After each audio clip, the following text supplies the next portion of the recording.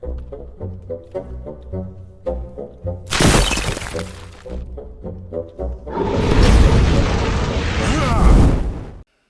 everybody, it's me, Riffraff Hornhelm, and I'm back again with another presentation, a holiday presentation from the Dwarven Vault. And today, we have a monster review.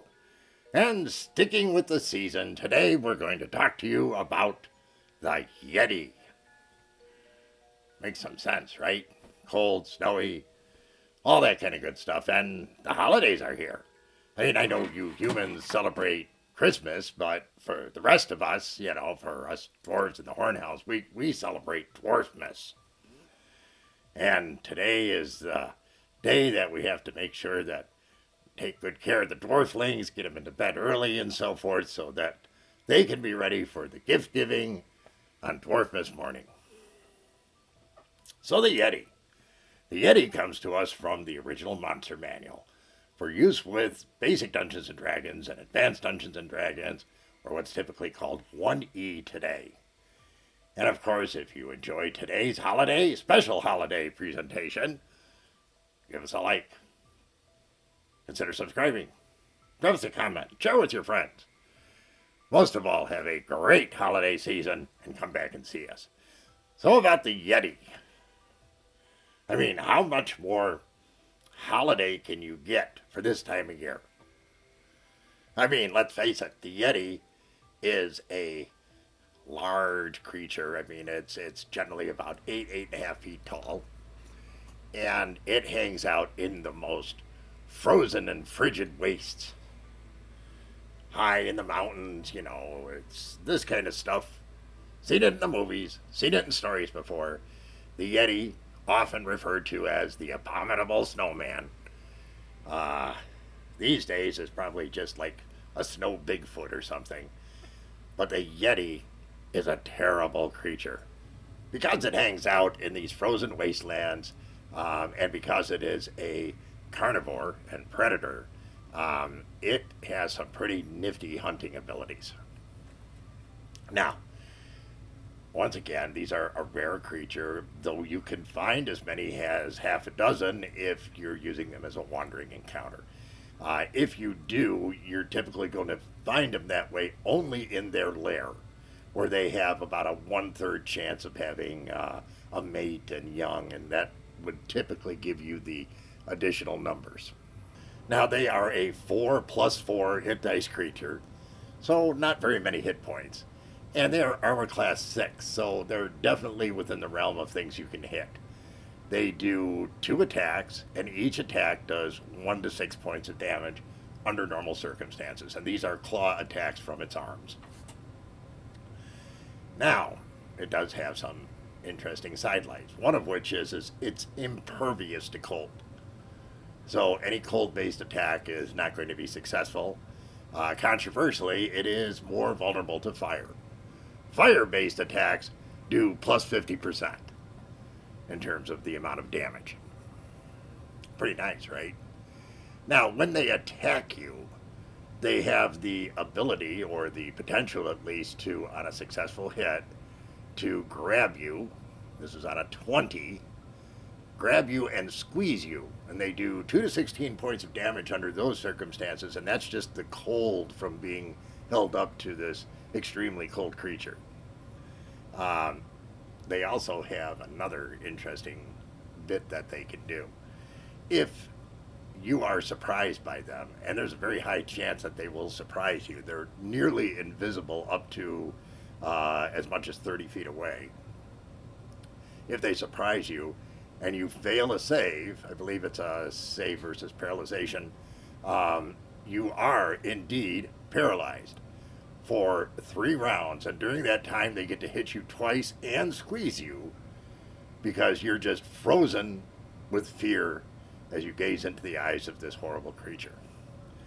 Now, of course, a creature like the YETI has a lot of horrible legends that go along with it, and of course, within the game of D&D, it is yet another one of these creatures whose favorite food is the flesh of humans. Nothing says the holidays better than gory, dripping gobbets of flesh, right? That's what they prefer to go after.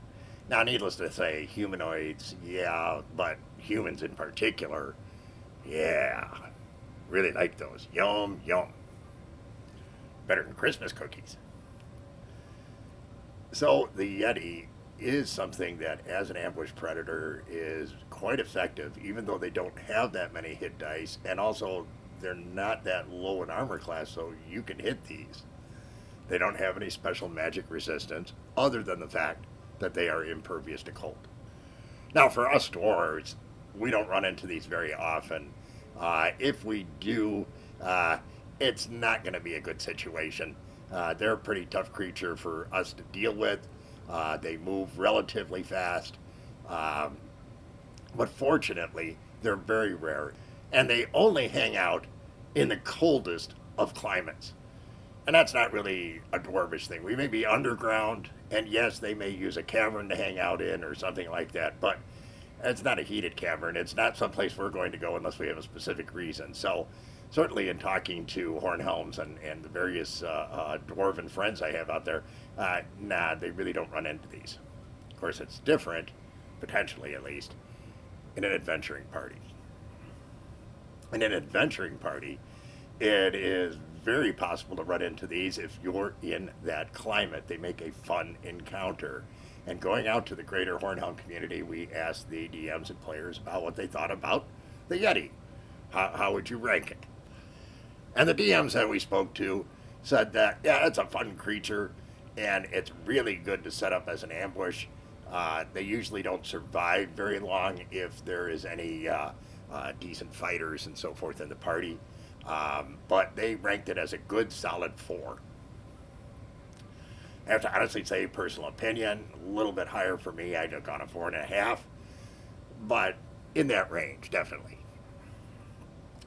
Talking to the players who fought against these, they were all kind of unanimous about the fact that these turned out to be more capable than they thought they would, though they weren't that hard to kill. And they came back with much the same, between a 4 and a 5 as a ranking for the Yeti, which, once again, makes sense to me. A very interesting creature, very appropriate for this time of year. And part of the reason it's appropriate for this time of year is, we were talking amongst the Hornhelms and saying, hey, you know what? There should be a cage match between a Yeti and a Bumble. Now, some of you may ask what a Bumble is, and a Bumble is, well, I guess it's a kind of abominable snowman that shows up in the animated Christmas special for Rudolph the Red-Nosed Reindeer, going back to the early 1960s. And we thought that would be a pretty interesting encounter.